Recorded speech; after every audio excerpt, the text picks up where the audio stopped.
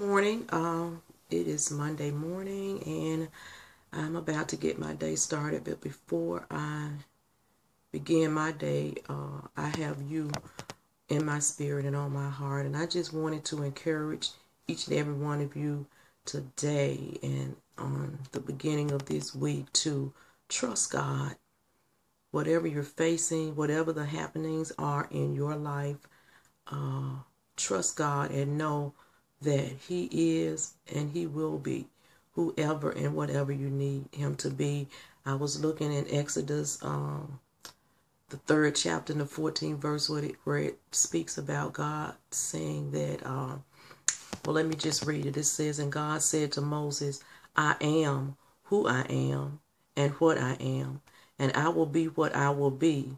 And He said, you shall say to the Israelites, I am has sent me to you." And I began to reflect back. I think it was in probably the late 80s or so, when I was at Temple of Deliverance, of course, under the great Bishop G.E. Patterson, during the Soul Winners Conference days. And one particular night, there was an explosive service that I will never, ever forget. I often reflect on it. And I'm going to try to make this brief, but just take a little time out and let this be a part of your meditation and your time with God today. On that night during the Soul Winners Conference, Pastor Jonathan Greer was scheduled to speak. And something happened with his flight, and he was not able to make it to the service. So Bishop C.L. Morton, Clarence Morton, that's the brother of Bishop Paul Morton, who is phenomenal. Oh God, his preaching, you just need to Google him maybe and YouTube and see if you can find some excerpts of Bishop Clarence Morton preaching. But anyway, he was there doing seminars for the week, and Bishop Patterson asked that he fill in and be the speaker since Pastor Jonathan Greer could not make it. And Bishop Morton began to preach about the I am, my I am God. And in his message, he began to elaborate on how God would be and can be whoever and whatever you need Him to be. That's the kind of God that we serve. And in that service, there was a lady by the name of Dorothy Pete. She has since that time gone on to be with the Lord, lived many years after that. But during that service, Dorothy Pete had been afflicted with, I think it may have been multiple sclerosis. She was not able to walk. A faithful woman of God in the ministry there, had sang in the choir and everything. And she was in that service. And the service went up in a glory cloud. The first time that I ever experienced and saw the Shekinah glory of God. I mean, a glory cloud. You could like see smoke in the atmosphere, in the sanctuary.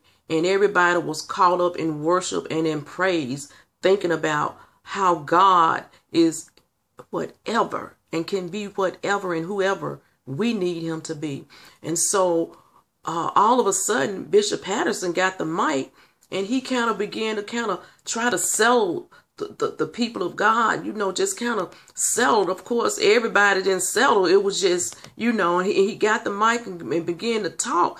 And when our eyes began to focus towards the front of the church and try to see what was going on, we saw, those of us who know her, many there didn't know what was taking place, but we saw Dorothy Pete walking towards the front of the church, praising God. Dorothy P. said that she grabbed hold. That word became a rhema word. It became alive in her spirit.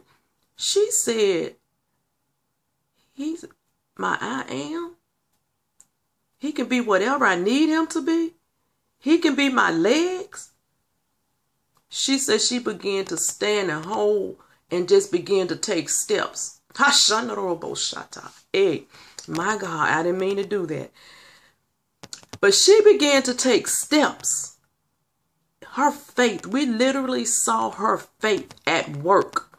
She walked from her seat to the front of the church, got the mic, and began to share her testimony and continue to walk.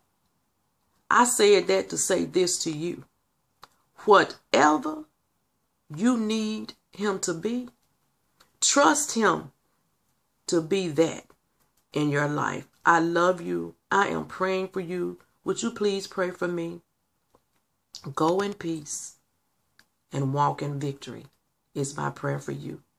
God bless you.